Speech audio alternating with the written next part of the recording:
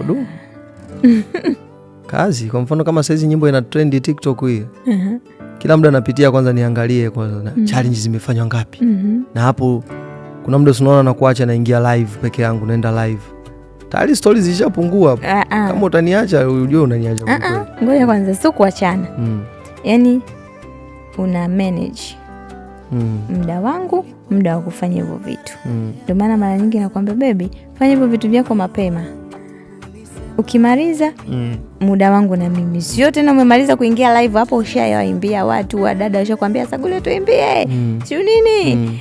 Ukirudi tena kwangu, baby nimechoka hapa nalala. Hapana. Sio kitu kizuri.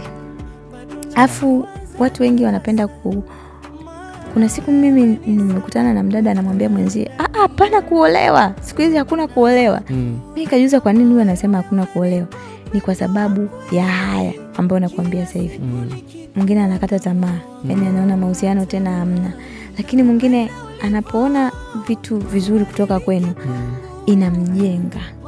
Anatamani na yeye kuwa na mahusiano. Anatamani, anaona mbona inawezekana? Mbona wako hivi afu vijana, mbona iko hivi? Kwa hiyo kuna vitu vingine unaona kama mke wangu, mbona mke wangu anapenda vitu kama hivi? Mwingine anamtengeneza pia kwenye mahusiano yake. Si unanielewa? Leo hii mimi nikatoka namlalamikia mtu, mimi wangu analala tu, anachoka. Mwingine anasema kumbe mambo yenyewe ndio haya. Mimi sitaki tena mambo haya. Ila mimi kwenye kulala kwangu ni kwenye story. Ila kwenye masuala mengine nalalaga. Baby, mimi sijaongea kweli. Ngoja kwanza. Kwenye kuongea yani. Kwenye kuongea nasema. Kwenye story.